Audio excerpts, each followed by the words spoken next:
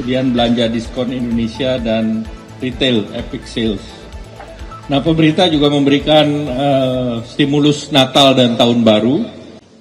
Ibu Kepala BPS, Bu Winnie, Bapak Ibu yang kami hormati, hari ini kami bersama para menteri mengadakan rapat koordinasi terutama terkait dengan program ekonomi yang akan didorong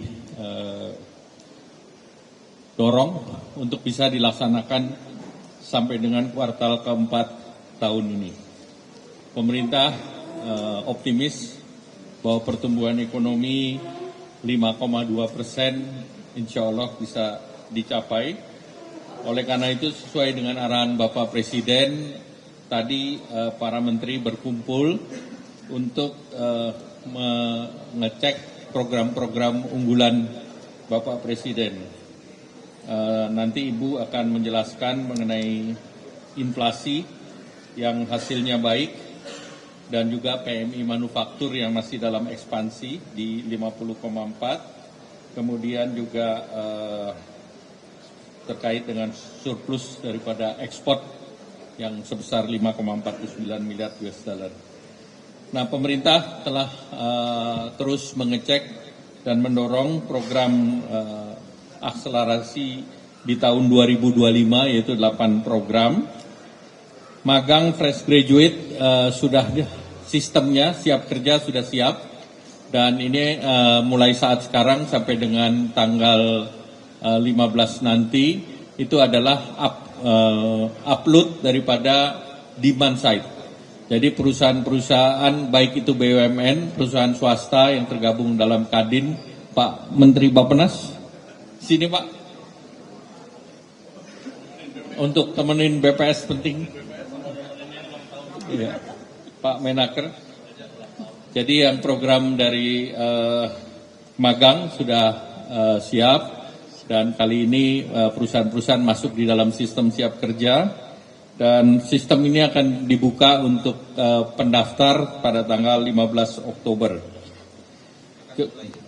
Ya, dibuka dan mulai tanggal 15 Oktober. Kemudian untuk sektor pariwisata ini PPh 21-nya sudah Permenq-nya sudah disiapkan. Dan untuk gaji di bawah 10 juta PPh-nya ditanggung oleh pemerintah dan ini akan mencakup 552.000 pekerja di sektor hotel, restoran, dan kafe. Kemudian bantuan pangan untuk 18,3 juta keluarga penerima manfaat ini juga sedang disiapkan dan akan segera diluncurkan terkait dengan beras. Dan juga terkait dengan minyak goreng yang sebesar 2 liter per bulan sehingga itu menjadi 4 liter minyak kita. Kemudian diskon iuran JKK JKM itu di sektor transportasi, pekerja transportasi itu 50% bisa mencakup pada 731.000 pekerja. Nah, kemudian program untuk perumahan BPJS Ketenagakerjaan itu juga ada terkait dengan tingkat suku bunga. Nah, itu diharapkan bisa dimanfaatkan kepada 1.050 unit perumahan. Kemudian padat karya baik itu di sektor Kementerian Pekerjaan Umum dan sektor Kementerian Perhubungan diharapkan bisa mempekerjakan dalam kuartal keempat ini 215.000 pekerja. Kemudian terkait juga dengan deregulasi dari PP 28 ini juga akan dilaksanakan per 5 Oktober. Kemudian yang program yang dilanjutkan 2026 tadi juga disiapkan bahwa PPh ini kan terus juga sampai tahun 2026. PPh pasal 21 di sektor pariwisata dan padat karya. Ini akan berlanjut. Kemudian untuk perumahan, PPN DTP perumahan yang sampai 2 miliar itu juga sampai tahun 2026. Sehingga para developer bisa membangun rumah supaya dari segi supply side sehingga dan demand side juga sudah dipersiapkan kredit usaha rakyat untuk sektor perumahan yang besarnya totalnya 130 triliun. Kemudian PPh final dipastikan sampai dengan 2029 UMKM dikenakan hanya 0,5% untuk omset sampai dengan 4,8 miliar. Kemudian beberapa program unggulan tadi kami juga bahas terkait dengan koperasi merah putih, kemudian juga dari segi pertanian dan KKP termasuk desa nelayan, dan juga terkait dengan program tambak di Pantura yang 20.000 hektar.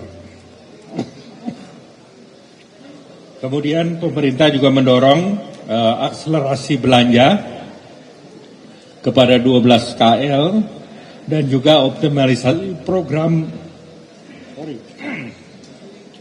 misalnya makan bergizi gratis, kemudian juga terkait dengan sekolah unggulan, dukungan kepada UMKM, mohon maaf.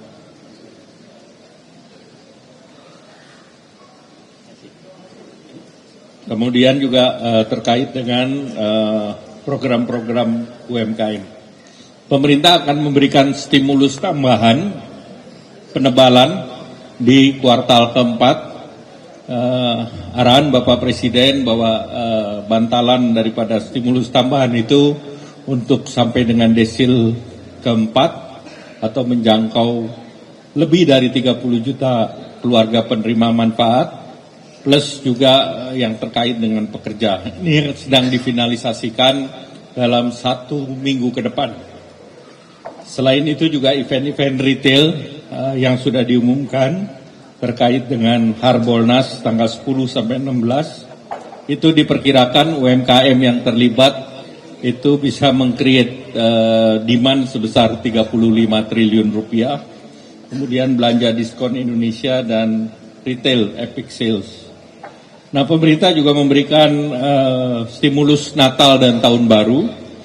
Jadi kereta api tanggal 22 Desember sampai 10 Januari untuk 1,5 juta penumpang diskonnya 30%. Kemudian angkutan laut Pelni tanggal 17 sampai 10 Januari untuk 405.000 penumpang, tarifnya 20% dari tarif dasar diskon.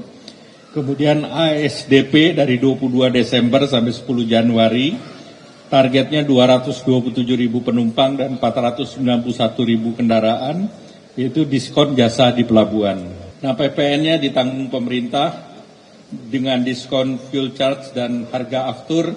Nanti akan ada penurunan tiket antara 12 sampai dengan 14%. Kemudian event wisata dan juga paket yang dibundling terkait dengan